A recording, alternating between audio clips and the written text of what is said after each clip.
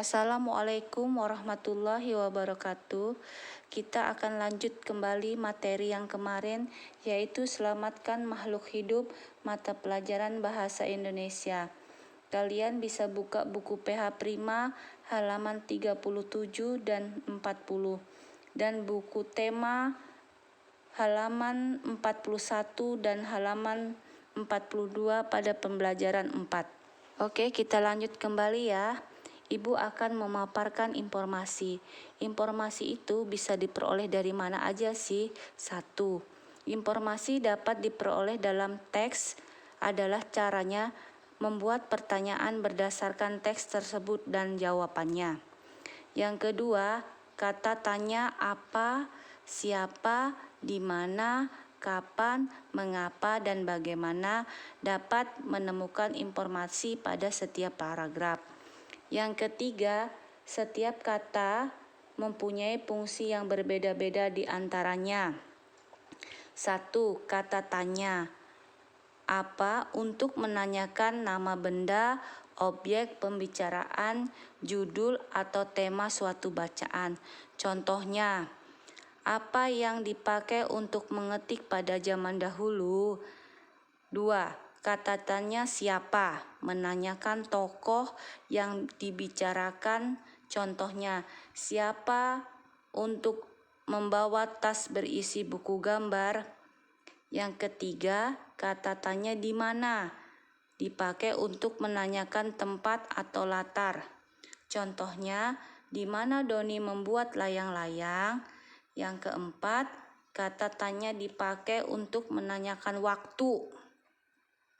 Contohnya, kapan Siska berangkat bimbingan belajar? Kita lanjut ya.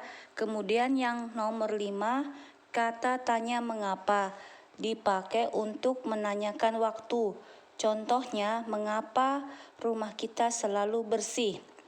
Yang keenam, kata tanya bagaimana dipakai untuk menanyakan cara, proses atau pendapat atau sikap. Contohnya, bagaimana sikap tubuh yang benar saat menulis.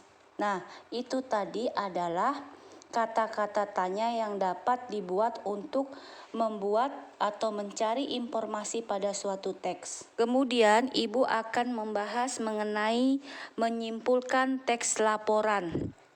Ada beberapa yang harus diperhatikan dalam menyimpulkan teks laporan, yaitu kesimpulan merupakan informasi yang berisi fakta, pendapat, atau alasan suatu hal.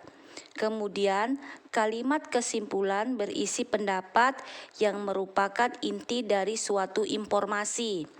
Kemudian, untuk menentukan kesimpulan dari sebuah paragraf, langkah-langkahnya adalah A.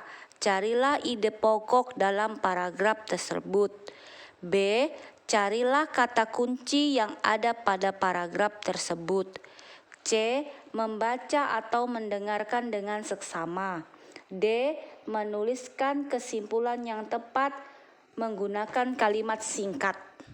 Selanjutnya, tugas yang harus kalian kerjakan adalah halaman 38. Bacalah teks kerjasama Indonesia dan Jepang dalam bidang teknologi.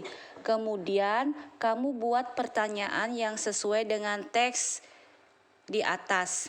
Misalnya apa? Cari kalimat yang ada pada teks tersebut. Dan kemudian, kalian kerjakan latihan 6. Pilihlah informasi yang sesuai pada paragraf di atas.